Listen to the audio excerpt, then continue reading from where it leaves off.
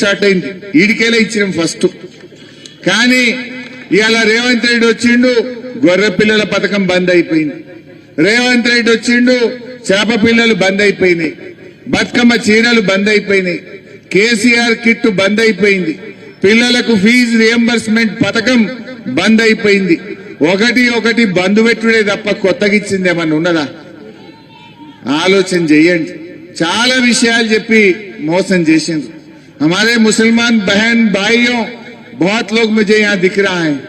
केसीआर साहब एक secular leader है. बीआरएस पार्टी ने मुसलमानों के लिए आपके बच्चे और बच्ची पढ़ने के लिए टिमरिस का इंग्लिश मीडियम स्कूल यहाँ पर सदाशिवपेट में रखे हैं. संगारेड्डी में भी रखे.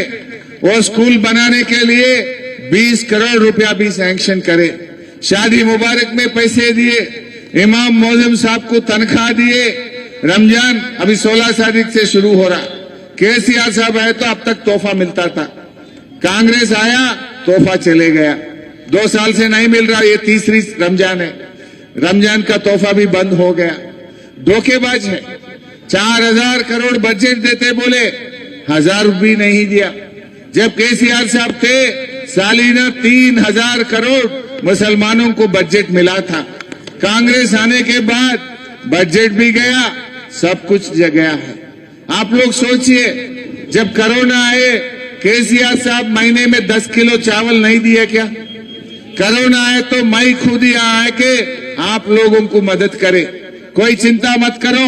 हमारा प्रभाकरण जब हार गए थे फिर भी आपके लिए सेवा करा, फिर भी मैं आपके लिए काम करा है.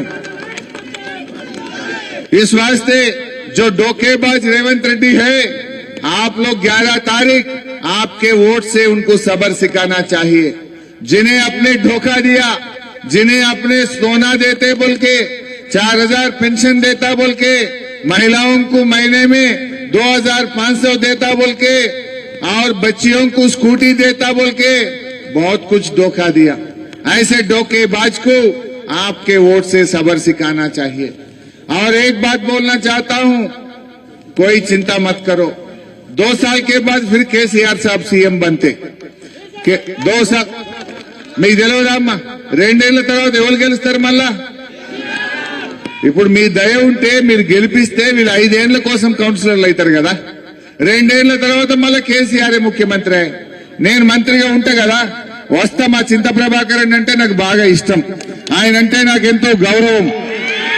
మా అన్న నాయకత్వంలో ఈ సదాశివపేటలో ఇంకా మీ గల్లీలలో మిగిలిపోయిన మోరీలు గాని, రోడ్లు గాని, పార్కులు గాని, మీ కోరికలు ఏమున్నా వాటిని జయించే బాధ్యత నేను తీసుకుంటా. కాంగ్రెస్ వాళ్ళు బట్టెబాజ్ మాటలు మాట్లాడుతున్నారు. మేం గెలవపోతే జయ్యమంటారు. నీ అయ్యా జాగిరా. ఫైనాన్స్ కమిషన్ పైసలు బరాబర్ మున్సిపాలిటీకి వస్తాయి. రాష్ట్ర కేంద్ర ప్రభుత్వ గ్రాంట్లు జనాభా ప్రాతిపదికన బరాబర్ రావాల్సిందే. రేపు కూడా రప్పిస్తాం. మళ్లీ బీఆర్ఎస్ ప్రభుత్వంలో అంతకు మించిన స్పెషల్ ప్యాకేజ్ తెచ్చి సదాశివపేటను అన్ని రకాలుగా అభివృద్ధిలో ముందుకు తీసుకొని పోతాం. ఈ రోజు పట్టా సర్టిఫికెట్లు ఇస్తామని మళ్ళా కొత్త డ్రామా మొదలు పెట్టిండ్రు. మరి 2.5 ఏళ్ల నుంచి ఎందుకు ఇయ్యలే? 2.5 ఏళ్ల నుంచి మిమ్మల్ని ఎవరు ఆపిండ్రు? ఇదంతా కూడా డ్రామా. గతంలో ఆ భూమి ఆయనకు పైసలే ఇవ్వకుండా కాగితాలు పంచి అప్పుడు ఓట్ల ముంగట మోసం చేసిండ్రు. మళ్లీ ఇప్పుడు ఓట్ల ముంగట మోసం చేసే ప్రయత్నం చేస్తా ఉన్నారు. కేసీఆర్ గారి హయాంలో మున్సిపాలిటీలకు మంచిగా నిధులు ఇచ్చిండు. మున్సిపాలిటీలు శుభ్రంగా కేసీఆర్ తయారు చేసిండు. హైవేకేలు ఊళ్ళే మొత్తం డివైడర్ పెట్టి లైట్లు వేయించింది బీఆర్ఎస్ పార్టీ కాదా? ఎవరు చేసిండ్రు లైట్లు?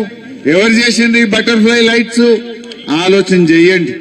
చిన్న చిన్న ఊర్లలో కూడా బటర్ఫ్లై లైట్లు, సీసీ రోడ్లు, బస్తీ దవాఖానాలు, డ్రైనేజ్ వ్యవస్థను బీఆర్ఎస్ పార్టీ ఎంతో మంచిగా చేసింది. मेरा भाई याद कर रहे, दरगाह पास आपके पास आए तो आप 40 खंबे डाल के लाइट भी दलाए दरगाह के पास बोल के मेरा भाई याद कर रहा. और कोई भी 1 एकड़ जमीन नहीं दिए कब्रिस्तान को. यहां पर कब्रिस्तान को 5 एकड़ जमीन दिए. హిందువుల శ్మశాన వాటికకు 5 ఎకరాలు, ముస్లింల శ్మశాన వాటికకు 5 ఎకరాలు, క్రిస్టియన్ల శ్మశాన వాటికకు నేషనల్ హైవే మీద 5 ఎకరాల భూమి ఇచ్చినాం. అది 50 కోట్ల ఆస్తి.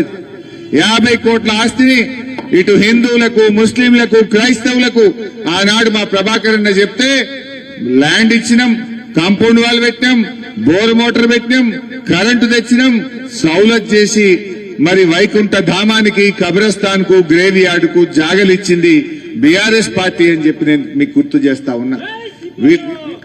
వీళ్ళు చేసింది ఏమి కూడా లేదు. ఇవాళ చెత్త కూడా సరిగెత్తలేరు.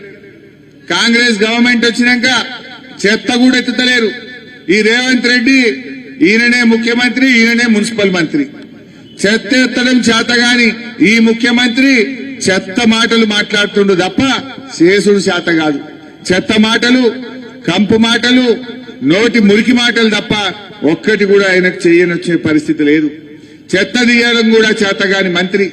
ఇంకా ఈయనేందో దావోస్ పోతాడట, ఈయన హార్వర్డ్ పోతాడట. నువ్వు హార్వర్డ్ పోతేంది, దావోస్ పోతేంది, చెత్త ఎత్తడం చేతగాని మంత్రివి నువ్వు. ఏమన్నా పేదలకు సాయం చేసినవా? పేదలకు ఇచ్చిన మాట నిలుపుకున్నావా? ఆలోచన చెయ్యండి. ఉల్టా ఏమంటుండి ఇప్పుడు? ఏమన్నా గట్టిగా అడిగితే పేగులు తీసి మెడలేసుకుంటా, కండ్ల గుడ్లు ఉడవికి గోటీలాడతా, లాగుల తొండలు జొర్రగొడతా. గిరా ముఖ్యమంత్రి మాట్లాడేది? చేతులకు బేడీలేస్తా. బిడ్డ నీకు శాతనైతే 4000 పింఛన్ ఇచ్చి ఇచ్చినావా నాకు ఓటేయమని అడుగు. నీకు శాతనైతే మహిళలకు 2500 ఇచ్చినా మాట నిలుపుకున్నా ఓటేయమని అడుగు. నీ మొఖానికి ఎరువు బస్తాలు ఇచ్చే తెలివి లేదు. రైతులు యూరియా బస్తాలు దొరకక ఎంత ఇబ్బంది పడుతున్నారు. ఇవాళ రైతులకు రైతు బంధు పట్టలేదు. రైతుల్ని మోసం చేసినావు, మహిళల్ని మోసం చేసినావు, నిరుద్యోగ యువకుల్ని మోసం చేసినావు, మా ముస్లింలను మోసం చేసినావు, మా బీసీలను, ఎస్సీలను, ఎస్టీలను మోసం చేసినావు. అన్ని వర్గాలను కూడా మోసం చేసిండు. ఎలక్షన్లప్పుడేమో అన్ని డిక్లరేషన్లు, ఎస్సీ డిక్లరేషన్, బీసీ డిక్లరేషన్, మహిళా డిక్లరేషన్, యూత్ డిక్లరేషన్. ఎలక్షన్లు అయిపోయి కుర్చీ మీద కూర్చోగానే బూత్ డిక్లరేషన్. ఇప్పుడు అంతా బూతులే. ఇక SC, ST, BC, youth declaration మరిచిండు, బూతుల డిక్లరేషన్ స్టార్ట్ చేసిండు.